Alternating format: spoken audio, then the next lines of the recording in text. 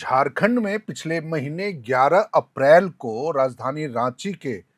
तमार थाना क्षेत्र के रड़गांव में उत्पाद सिपाही पेपर लीक भर्ती परीक्षा मामले में गिरफ्तार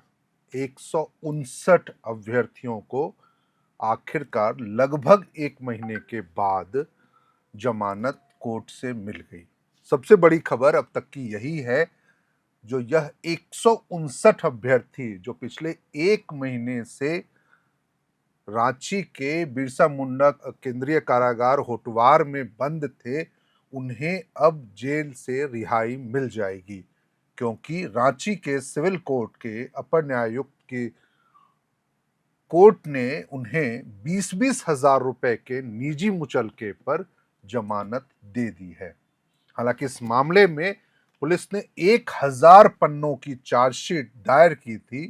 लेकिन कोर्ट ने बावजूद इसके उन्हें जमानत दे दी है। सबसे बड़ी खबर इस मामले की यही है, जो एक महीने के अंदर ही उन सभी 159 अभ्यर्थी, जिसमें 7 महिला अभ्यर्थी भी शामिल हैं, जो झारखंड के अलग अलग जिलों के अलावा पड़ोसी राज्य बिहार से भी हैं, उन्हें अब जेल से बाहर आना उनके लिए आसान हो जाएगा। इस मामले में हालांकि सॉल्वर गैंग के 5 सदस्यों, जो मुख्य रूप से आरोपी बनाए गए हैं, जिसमें अतुल वत्स, जिसके नाम पे या जिसकी भूमिका उत्तर प्रदेश राजस्थान में कई पेपर लीक मामलों में भी रही है, उस सॉल्वर गैंग के 5 सदस्यों अतुल वत्स, आशीष कुमार, विकास कुमार, योगेश प्रसाद समेत कई अन्य को अभी भी जेल में ही रहना होगा। कोर्ट ने उन्हें जमानत नहीं दी है। बड़ी खबर यह है, जो अब आने वाले दिनों में इन सभी अभ्यर्थियों को ट्रायल का सामना करना पड़ेगा। कोर्ट में जिस तरीके से इन अभ्यर्थियों के पक्ष में यह दलील दी गई थी, जो वह पेशेवर नहीं है, उन्हें बहला फुसला करके झांसे में दे करके इस मामले में संलिप्त कराया गया था। कहा तो यह भी जा रहा था, जो इन अभ्यर्थियों से सॉल्वर गैंग के लोगों ने, या जो आरोपी है अतुल वत्स और उसके गैंग के अन्य लोगों ने 5-5 लाख रुपए से लेके 10 लाख 15 लाख रुपए तक की वसूली करने की तैयारी थी, पेपर लीक कराने के नाम पे, यानी पेपर रटवाने के नाम पे, पेपर में पास कराने के नाम पे। इस मामले में अभी ठीक 24 घंटे पहले ही बिहार के सहरसा से भी रांची पुलिस ने अमृतराज नाम के एक व्यक्ति को गिरफ्तार किया है, जो पश्चिम बंगाल में ईपीएफ कार्यालय में कार्यरत है। यानी एक तरफ जहां इस मामले में दूसरे आरोपियों की तलाश में रांची पुलिस की छापेमारी बिहार से लेकर के झारखंड के अलग अलग हिस्सों में हो रही है, उनकी गिरफ्तारी की जा रही है, वहीं दूसरी तरफ अभ्यर्थियों के प्रति कोर्ट ने नरम रुख अपनाते हुए उन्हें जमानत दी है। पिछले दिनों जब इस मामले में सुनवाई हो रही थी राजधानी रांची के सिविल कोर्ट में, उस दौरान भी कोर्ट ने यह सवाल उठाया था रांची पुलिस की उस कार्यशैली पर, जिसमें यह कहा था, जो इस मामले में कोई स्वतंत्र गवाह क्यों नहीं है, क्योंकि मामले में गवाह भी पुलिस है, सूचक भी पुलिस है। यानी पुलिस के पास ऐसे कोई तथ्य नहीं थे, ऐसा कोई व्यक्ति नहीं था जिसके आधार पर पुलिस ने इस मामले का खुलासा किया था। शायद यही वजह है जो इन 159 अभ्यर्थियों की रिहाई का बड़ा कारण बनी है, या फिर उन्हें जमानत मिलने का बड़ा मामला बना है। इसके अलावा कोर्ट ने एक और बड़ी आपत्ति जताई थी, जिसमें रांची पुलिस के पास इस पूरे मामले में जब्ती सूची कोई नहीं थी। कोर्ट ने पूछा था, यदि आपके पास जब्ती सूची नहीं है, तो फिर इन अभ्यर्थियों की गिरफ्तारी का आधार क्या है? मीडिया में आई खबरों को लेकर के भी कोर्ट में सवाल उठे थे। मीडिया में जिस तरीके से कई मीडिया हाउसेस ने या कई मीडिया संस्थानों ने यह खबर जब चलाया था, तो उसमें यह दिखाया था जो कैसे रड़गांव के निर्माणाधीन एक मेडिकल संस्थान में अभ्यर्थियों को एक साथ रखा गया था। कई गाड़ियां वहां पे मौजूद थी,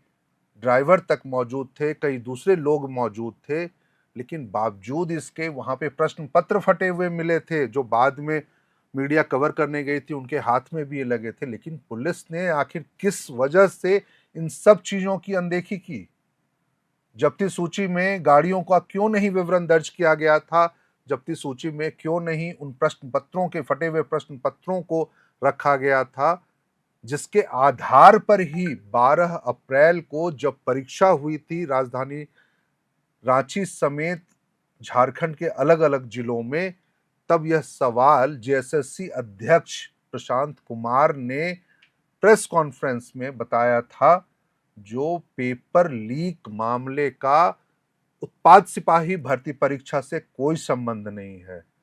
यानी जिन प्रश्न पत्रों के सहारे परीक्षा आयोजित की गई उसमें से महज एक दो प्रश्नों के अलावा जो पेपर लीक गिरोह के पास से जो प्रश्न पत्र बरामद हुए उसमें कोई मिलान नहीं हुआ था। जब इतनी बड़ी बात मीडिया को बताई जा रही थी तो फिर किस आधार पर कोर्ट में इन तथ्यों को नहीं रखा गया, क्वेश्चन पेपर को क्यों नहीं रखा गया, जब्ती सूची में उसका विवरण क्यों नहीं दर्ज किया गया। जो क्वेश्चन पेपर जो बरामद हुए मौके से वो पेपर उत्पाद सिपाही भर्ती परीक्षा से संबंधित नहीं थे। यानी कई ऐसे बिंदु हैं जिसका जवाब रांची पुलिस को आने वाले दिनों में कोर्ट में देना होगा। यह सवाल इसलिए भी महत्वपूर्ण है क्योंकि जेएसएससी अध्यक्ष प्रशांत कुमार ने जब प्रेस कॉन्फ्रेंस की थी तो उस दौरान उस प्रेस कॉन्फ्रेंस में रांची के एसएसपी राकेश रंजन भी मौजूद थे, रांची के डीसी मंजुनाथ भजंत्री भी मौजूद थे। तो क्या उनकी जिम्मेदारी खत्म हो जाती है? कोर्ट को आने वाले दिनों में जब इस मामले में सुनवाई होगी और खासकर ट्रायल जब चलेगा तब इन सब सवालों का सामना रांची पुलिस के अधिवक्ताओं को करना पड़ेगा। लेकिन फिलहाल संतोष की बात यही है जो अब जब 159 अभ्यर्थियों को कोर्ट से जमानत मिल गई है तो यह क्या उनके लिए एक सबक होगा या फिर उन अभ्यर्थियों के लिए सबक होगा जो कथित रूप से इन सॉल्वर गैंग के झांसे में आ जाते हैं और 5 से 10, 15, 20 लाख रुपए देने तक के लिए तैयार हो जाते हैं, बगैर यह जाने जो वाकई अब आज के समय में पेपर लीक कराना क्या इतना ही आसान है, या फिर इसके सहारे क्या वाकई उनको नौकरियां मिल जाएगी सरकारी दफ्तरों में, सरकारी विभागों में। यह सोचना आप अभ्यर्थियों के लिए बेहद जरूरी है और यह सबक लेना भी, क्योंकि अभी बीते दिनों ही बिहार में भी यह एक सूचना आई है जो कैसे वहां पर कथित पेपर लीक और दूसरे मामलों को चलते एडीओई परीक्षा रद्द कर दी गई है। यानी पेपर लीक के कारण एक तरफ आपको आर्थिक तौर पे परेशानियां होती है, आर्थिक तौर पे नुकसान का सामना करना पड़ता है, वहीं मानसिक तौर पर भी आप सवालों से घिर जाते हैं या फिर उन परिस्थितियों से घिर जाते हैं जिसके सहारे आपकी तैयारियों पर, आपके भर्ती परीक्षा में शामिल होने की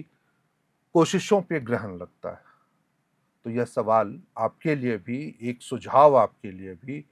जो किसी भी रूप में, किसी भी परिस्थितियों में इन लोगों के झांसे में आप मत आइए।